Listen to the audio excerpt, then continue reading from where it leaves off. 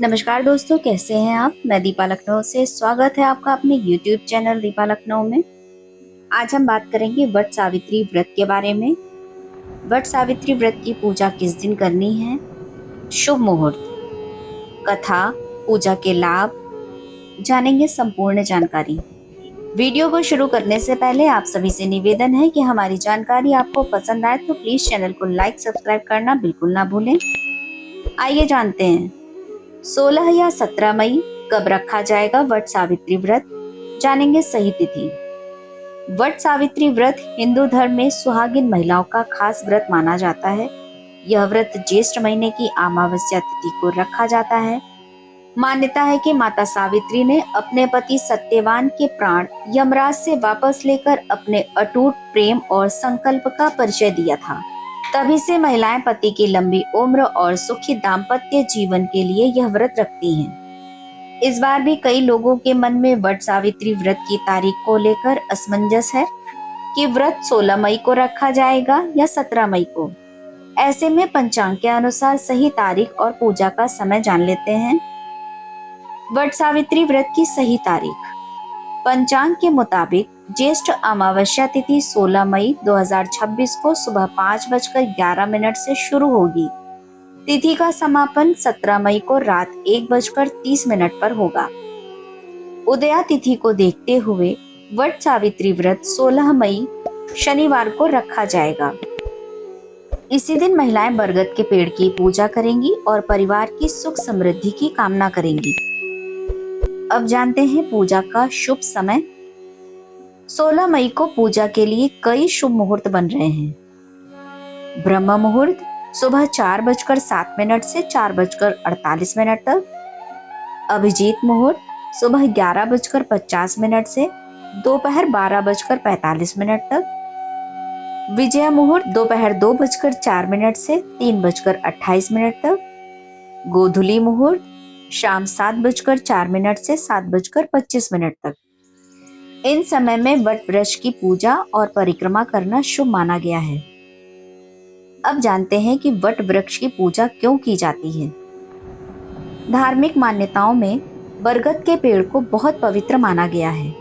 कहा जाता है कि इसमें ब्रह्मा, विष्णु और महेश तीनों देवताओं का वास होता है। यही वजह है कि वट सावित्री व्रत में इसकी पूजा का खास महत्व बताया गया है।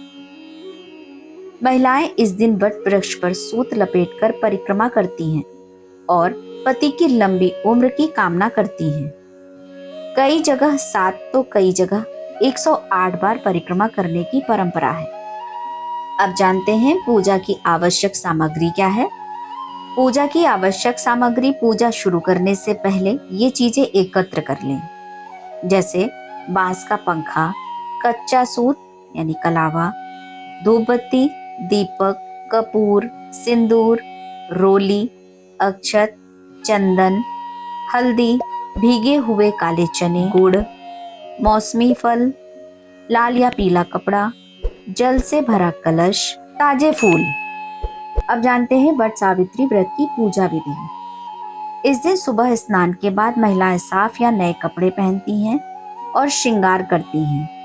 पूजा की थाली में धूप, दीपक, रोली, अक्षत, फल, भीगे चने और कच्चा सूत रखा जाता है। इसके बाद बरगद के पेड़ की पूजा की जाती है।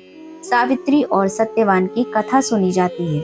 पूजा के बाद महिलाएं परिवार के बड़ों का आशीर्वाद लेती हैं। कई जगहों पर इस दिन घर में गुलगुले और दूसरे पकवान बनाने की परंपरा भी निभाई जाती है।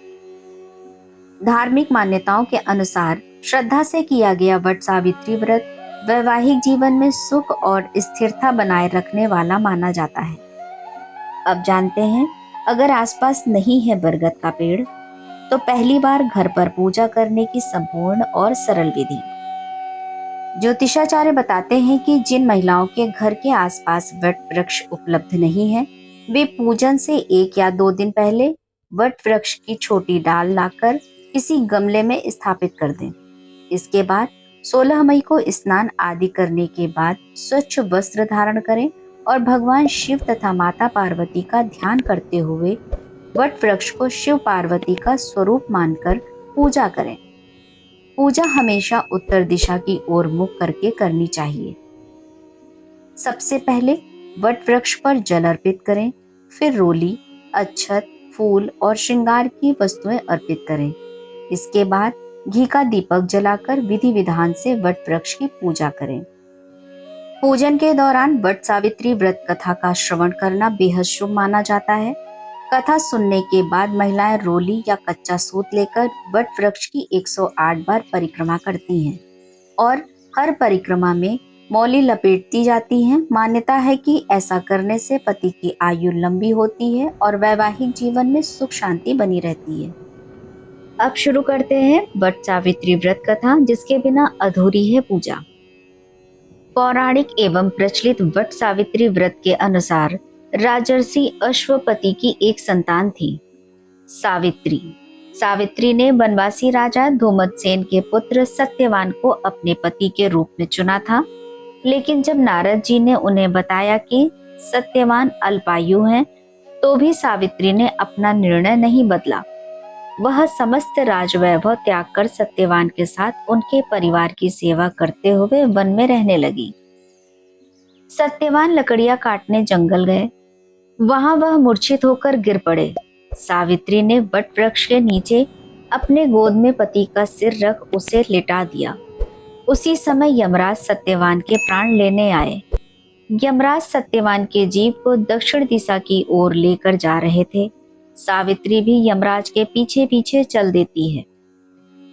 उन्हें आता देख यमराज ने कहा कि हे पतिव्रता नारी, पृथ्वी तक ही पत्नी अपने पति का साथ देती है, तुम वापस लौट जाओ। सावित्री ने कहा, जहां मेरे पति रहेंगे वहीं मुझे भी रहना है, यही मेरा पत्नी धर्म है। यमराज के कई बार मना करने पर भी वह नहीं मानी। अंत में सावित्री के साहस और त्याग से यमराज ने प्रसन्न होकर उनसे 3 वरदान मांगने को कहा।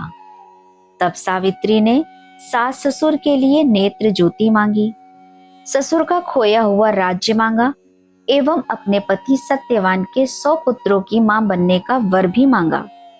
तीनों वरदान सुनने के बाद यमराज ने कहा, तथास्तु, ऐसा ही होगा। यमराज आगे बढ़ने लगे। सावित्री ने कहा कि हे प्रभु, मैं एक पतिव्रता पत्नी हूँ और आपने मुझे पुत्रवती होने का आशीर्वाद दिया है। यह सुनकर यमराज को सत्यवान के प्राण छोड़ने पड़े। सावित्री उसी वट वृक्ष के पास आ गई जहां उसके पति का मृत शरीर पड़ा था। सत्यवान जीवित हो गए। इस प्रकार सावित्री ने अपने पतिव्रता व्रत के प्रभाव से न केवल अपने पति को पुनः जीवित करवाया, बल्कि सास को नेत्र ज्योति प्रदान करते हुए ससुर को खोया राज्य भी दिलवाया। तभी से वट सावित्री व्रत पर वट वृक्ष का पूजन अर्चन करने का विधान है। कहा जाता है कि इस व्रत को करने से सौभाग्यवती महिलाओं की मनोकामना पूर्ण होती है और उनका सौभाग्य अखंड रहता है। अब जानते हैं वट सावित्री व्रत कथा का महत्व। वट सावित्री व्रत कथा माता सावित्री द्वारा अपने पति सत्यवान के प्राण यमराज से वापस लेकर आई थी। इस व्रत कथा का पाठ करने से पति की लंबी आयु, अखंड सौभाग्य, परिवार में सुख समृद्धि आ सकती है। इसके अलावा वट वृक्ष में त्रिदेवों का वास होता है। ऐसे में उनकी पूजा करने से ब्रह्मा, विष्णु और महेश के साथ अन्य देवी देवताओं का आशीर्वाद मिल सकता है। इसके अलावा दाम्पत्य जीवन में खुशियां बनी रहती हैं। पति पत्नी का रिश्ता मजबूत हो सकता है। पुण्यों की प्राप्ति होने के साथ मानसिक शांति मिल सकती है। पूरा वीडियो सुनने के लिए धन्यवाद। उम्मीद है आज की जानकारी आपको पसंद आई होगी। वीडियो अच्छा लगे तो प्लीज चैनल को लाइक, सब्सक्राइब करना ना भूलें। तो एक बार प्रेम से बोलें, माता सावित्री की जय।